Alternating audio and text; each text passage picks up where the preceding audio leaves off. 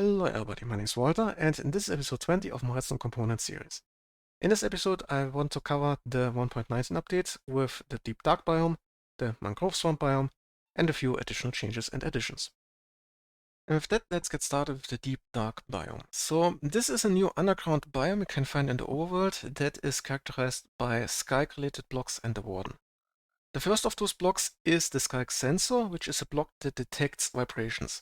Vibration is basically anything that makes noise, like walking around, using items, mining, placing blocks, mobs just being noisy, and so on. The only thing it won't detect usually is sneaking.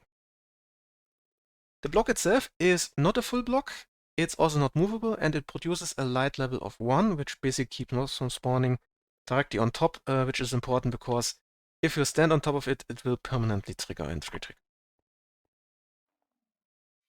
If you harvest it without a Silk Touch enchantment, you will just get some XP. If you want the block itself, you will need a Silk Touch enchantment, and the tool to go for is the hoe, as for all of the other Sculk-related blocks.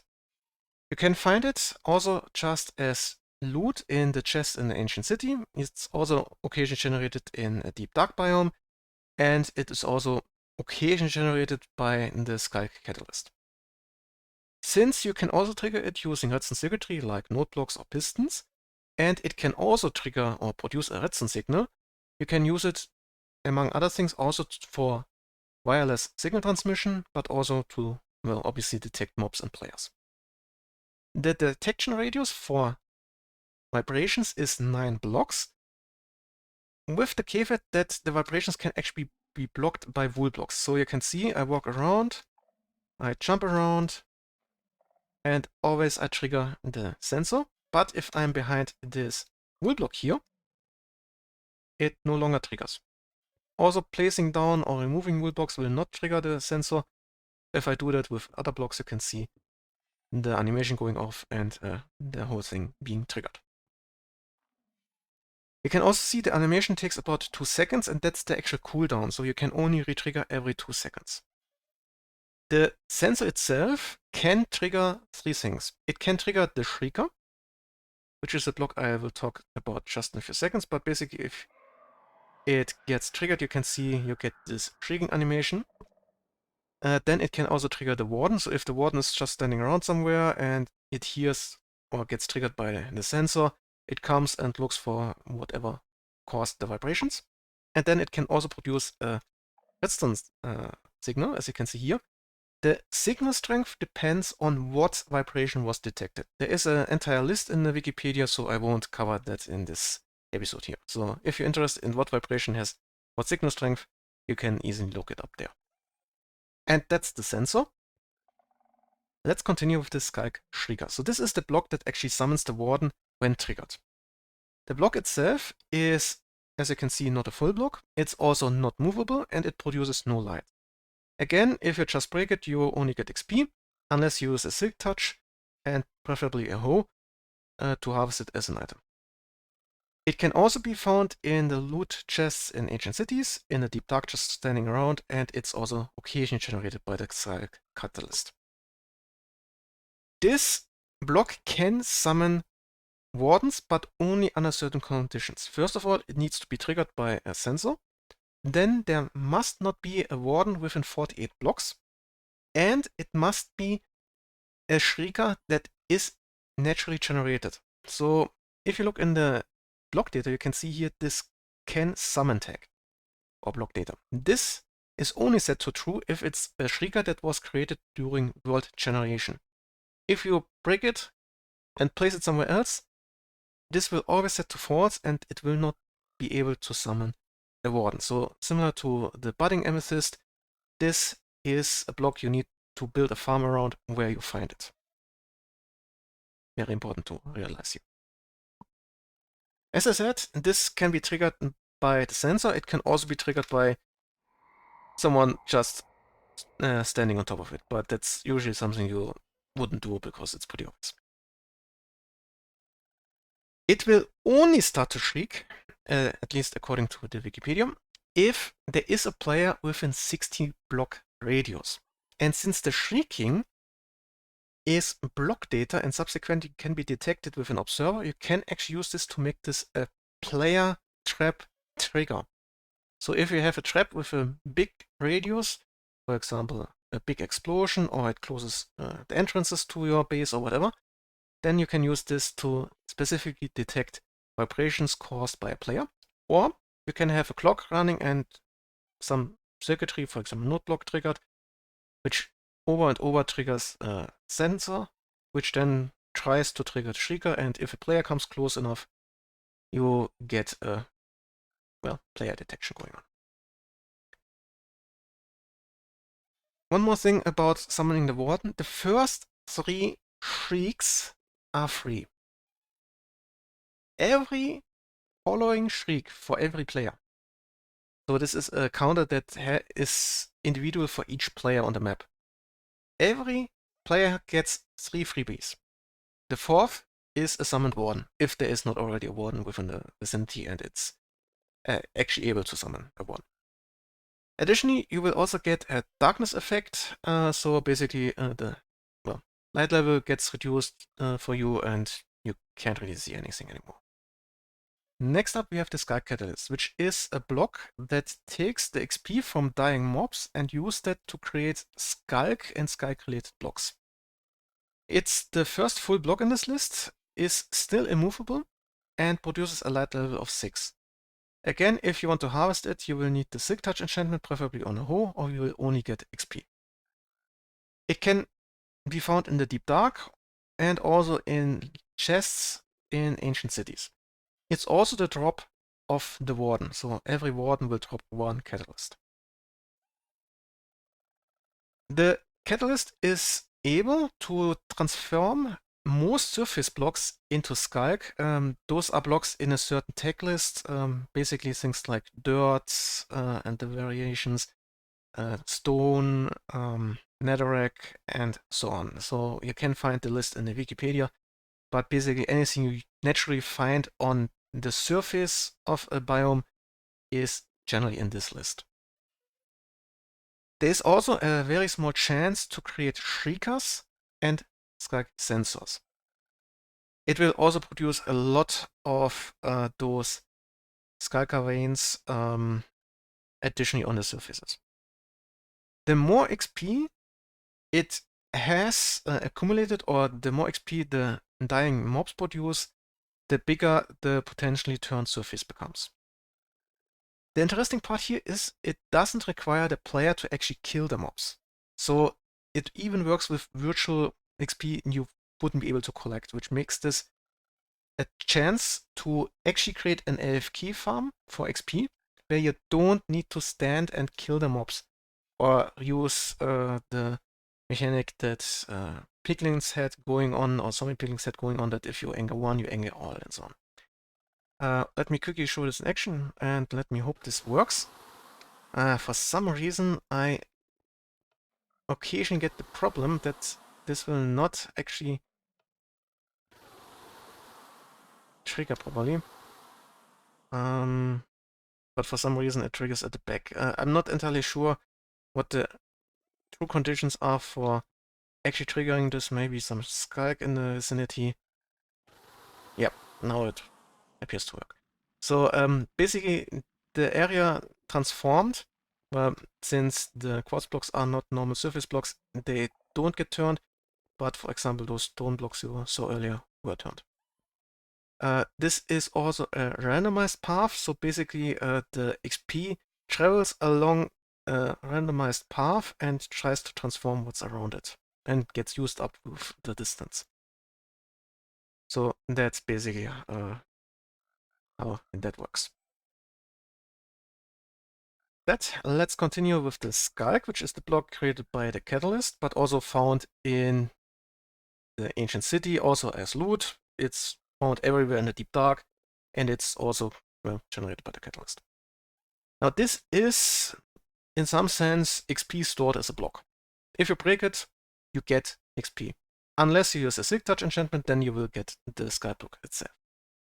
It's a full block, it's movable, which is quite useful if you want to store it in a kind of storage area, and it doesn't produce any light. It as I said, can be created on any normal surface block and is a way to store XP. Can nowadays, I believe, also harvested with TNT, for example, from a TNT duper in a blast chamber, so you can automate the entire process. And then we have the Sculk Vein, which is a pretty much just a decorative block that is, well, transparent, very fragile, so it's connected to a block, and if you break the block, you also break the vein. It doesn't produce any light, and if you actually want that block as an item, you will need to use a silk touch hoe, preferably. It can still be found in the deep dark, and it's also, as you have seen before, created by the Catalyst. There is not much else going on with the Sculk Vein, so let's continue on with the Warden. So this is a true nightmare. This is the garden of the deep dark. And it is a true nightmare because it has a very, very, very high amount of melee damage, but also a very strong range attack that can also go through surfaces. If you kill my frogs, I will... Wait, let me quickly get rid of this one. I think it's waiting to kill my frogs. So anyway, yeah, so it fortunately is blind and will follow vibrations. So I think those frogs here for some reason produced some vibrations, and this was the reason it went straight over there. It can also be triggered by the sensor when that one gets triggered by vibrations, and then we'll try to find you and, well, kill you. Especially problematic is the Warden because, as far as I know, it also ignores protection enchantments, so the damage is not something you will be able to, well, deal with for many hits. So about 2 hits and you're done. The Warden is summoned, as said before, by the Shrieker. If the conditions are fulfilled, so no Warden within 48 blocks, the Shrieker can actually summon. And the last thing I read was that the light level should also be below 11, although I have heard rumors that the light level conditions were completely removed. And as you might have also seen here just now, it, when killed, drops a Catalyst, which, at least for a manual farm, is not worth the effort because, well, you will die very quickly, but there are some potentials to make this into an automated farm.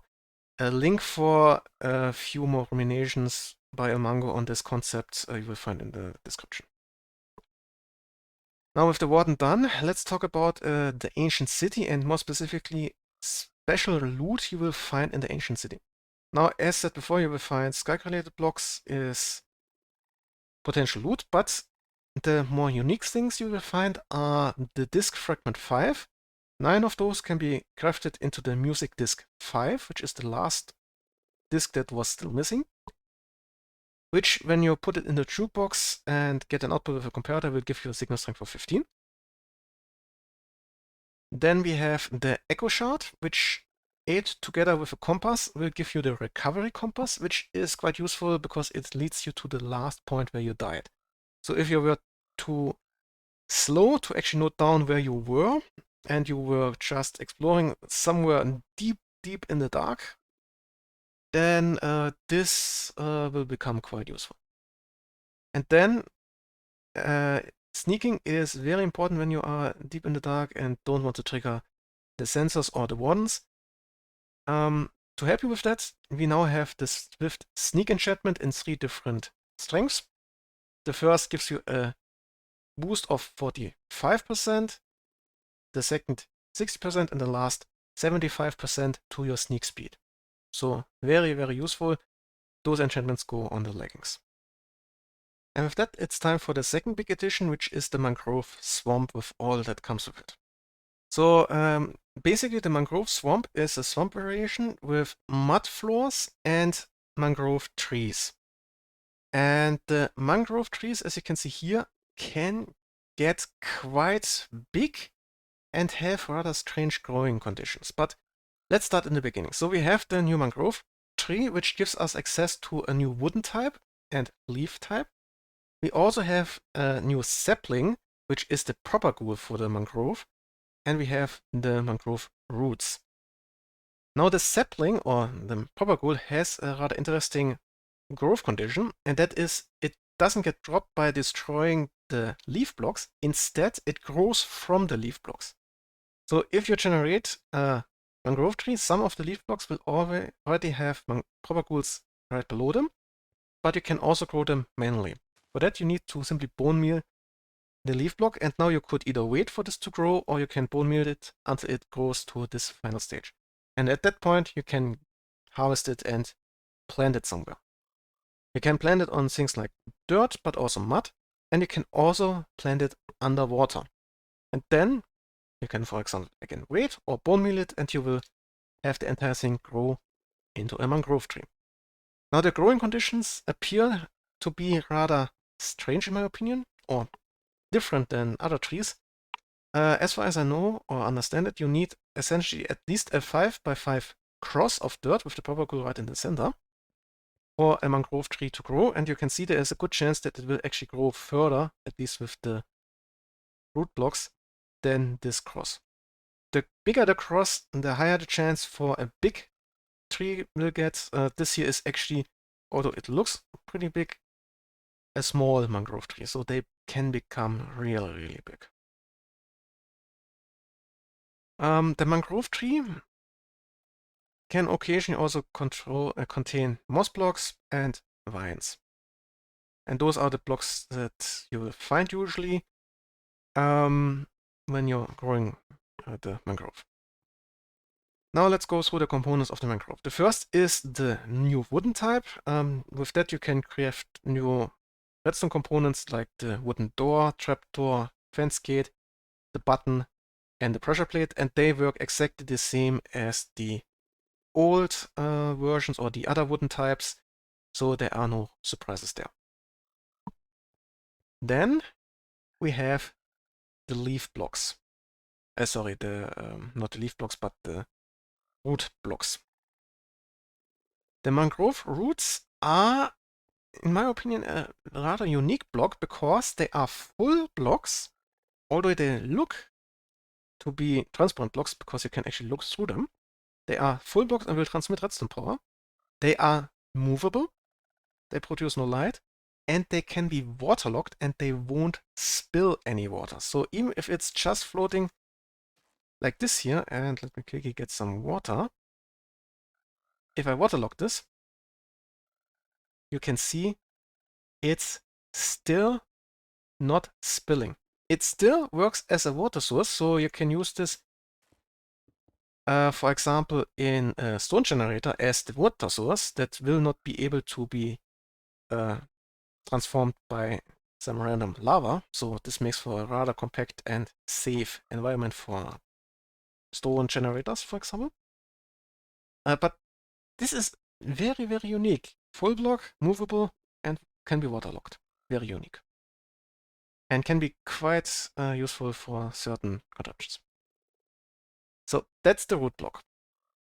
And with that we are pretty much through the mangrove. Now it's time to talk about the mud. Now mud blocks are blocks you can find as the floor of the mangrove swamp, but you can also create it out of dirt, rooted dirt, and coarse dirt by applying a water bottle on it. And that will turn the dirt into mud. Now, mud is an interesting block. It's a full block, it's movable, and it doesn't produce any light, but it behaves similar to soul sand. So I will actually, when I walk on top of the dirt, drop down a bit. You can see I drop down a bit. So concerning the hitbox, it's not really a full block.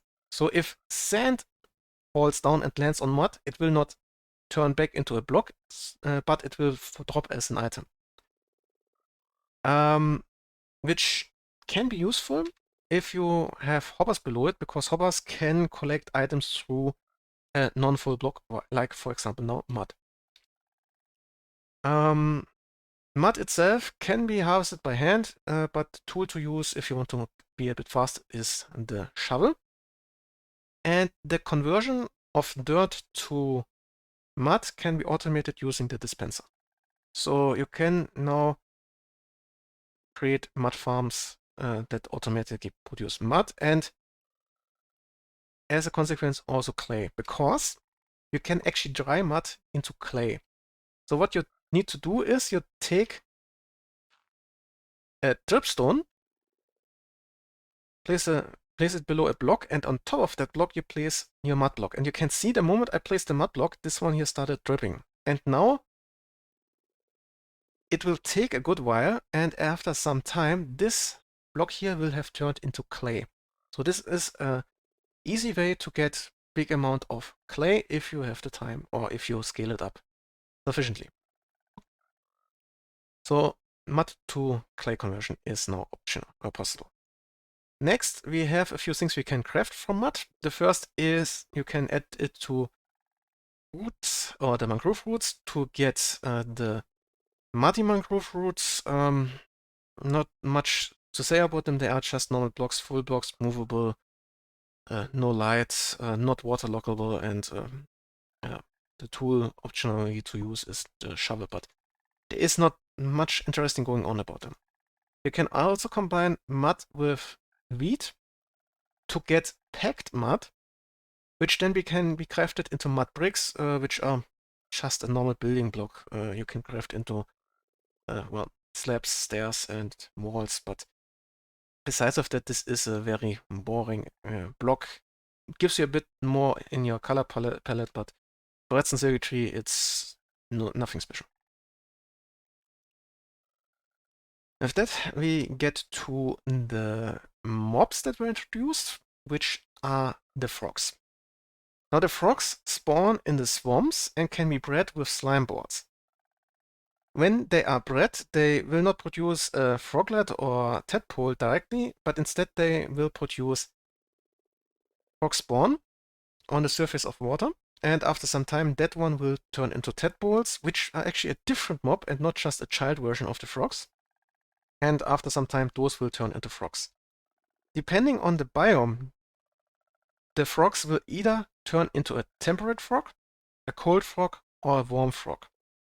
This is depending on the warmth of the biome, basically. So medium range temperatures, rivers, beach, taiga are the temperate frogs. Frozen, cold, ocean, whatever, are the cold frog, and then jungles, desert, savanna are the warm frogs, obviously. When frogs find small slimes, they will eat them, kill them that way, and produce slime balls. If they get in contact with small magma cubes, they will actually poop out froglights. And depending on the type, you get different froglights. The ochre for the temperate frog, the verdant for the cold frog, and the pearlescent froglight for the warm frog. Those are also not too special. They are once more full block, they are movable, and they are a light source with a signal with a light level of 15. So not too special, but there are also some achievements connected to those entities and blocks here. Finally, we have a few changes that don't really fit into the Deep Dark or the Mangrove Swamp, so I'll cover them here. The first is a bit of a result of the sometimes underwater mangrove trees, but now all tree leaves can actually be waterlogged, and similarly to the mangrove tree roots, they will not spill. So you can see no spillage going on here. It still works as a waterlogged block, so you can use it as part of a stone generator, for example. So very cheap and compact stone generators can now be built with leaf blocks. Second change concerns composite minecarts. So a minecart with a chest or, for example, hopper. Previously, when you broke them, they dropped as two separate items. One was the minecart and the other was the chest or the hopper or whatever. Now they don't separate anymore. So when you drop them, you get them as an item. Means that some automations now become possible. On the other hand, you can't separate them that easily anymore. Then we have the boat with a chest, which is just a variation of a boat crafted together with a chest. And it's similarly to a minecart with a chest, an inventory with of a single chest, and additionally it has space for one entity, like, well, in this case, the frog. The more interesting part about this is the hitbox. As you can see, the hitbox is bigger than one block. And that means if you place it right on top of a block, up to 9 hoppers below it can actually connect to this chest here. So in this instance, I'm just using 4, but you can make this a full 3x3 and use 9 hoppers at the same time to collect items or suck items out of this full of a chest. Similarly, you can add 9 hoppers on top and 3 on each side for a total of 21 hoppers to put items in the boat with a chest. Which means this has potential for very high throughput systems where you need to put a lot of items at the same time into a container, or you want to get a lot of items out of the container at the same time. And with slime block launchers and similar, you can also exchange the container very quickly that way. So has some potential for very high throughput systems. Now concerning mobs, this is a bit of an older change, but mobs nowadays will only spawn at light level 0 with a few exceptions. Like, for example, slimes in slime chunks and I think also the swamps. But now, another addition are Enderman skeletons and Wither skeletons in the Nether, where they will also now spawn at light level below 12. Which makes the Nether a bit more dangerous again, since there is very often some light around, some fire or lava usually. Then a little change to goats is that they can now lose 2 goat horns if they ram a full block. And there are also 2 different loot tables for the normal goat and for the screaming goat. So if you want all different versions of the goat horns, you will have to farm both versions of the goat. And the last mob is the Allay. So this is basically a mobile item collector and item filter. The Allay can be found in the woodland mansions and pillager outposts as prisoners, and there is also the plan at the moment to make them not breedable, but you can or should be able to duplicate them. The idea is that you use a jukebox with a music disc in them to cause them to dance, and if they are dancing and you give them an amethyst shard, they will simply duplicate. Split off into 2. One will, if it held an item beforehand, hold the item, the other will not hold an item, and after, I believe, 2.5 minutes of cooldown, you can duplicate them another time. It's not implemented yet at 1.19.0, but it's supposed to come soon in some form or another. Anyway, the Allay can be tamed by simply giving it an item, which is the item it will from that point on collect. You can also get the item back from the Allay by interacting with it to, for example, give it a new item. When it collects items, it will only look for the item type. So if you give it a shulker box with some content, since the content is NBT data, it will ignore the content. So it will collect all shulker boxes around, but it will not look at only shulker boxes with the same content. Another interesting thing is that it will work with stackable items, but also non-stackable items. So you can actually use this as a filter to filter out, for example, just diamond chest pieces or similar. So this has a lot of potential. When it is tamed, it will follow the player within 64 blocks, and it will collect items that are within 32 blocks of the player. Let me show you this in action. So it collects the items and will throw them to the player. And you can see it has a certain distance where it will grab the items. And after it has thrown items, it has a cooldown of 3 seconds before it can throw the next item stack. It can collect up to a full stack of items, but not more. If it hears a node block in the vicinity, it will instead imprint on that node block for up to 30 seconds or more, exactly 30 seconds. So it collects the item and throws the item not to the player, but now to the node block. And if the allay is not just flying around crazily, but for example located inside of a minecart like this here, you can use this to build a very simple item filter. Yeah, that's the basic idea. Now the main problem is this 3-second cooldown, which means that now you can see the 30 seconds are over and it throws them back to me now. The main problem with item filters is this 3-second cooldown, so you will have to give the items to the allays very, very slowly and gradually, or the items will just flow by and will not be collected by the allay. So that's that. Last thing to know about the allay is there is no friendly fire damage to the allay. So you can hit the allay and it will not get damaged, which makes sense because when you're out collecting, for example, sand and just going wild with your tools, the allays are all over the place collecting the stuff and there is a good chance that you will hit them. And if there were friendly fire, you would kill them in no time. Nevertheless, they will still be able to get damage through other means like falling sand, suffocation, or lava, or something like that.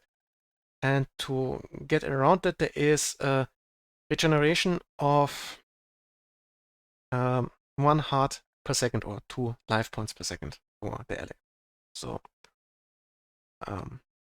it will now not die all the time, which was a bit of a problem in the snapshots. And that's the allay.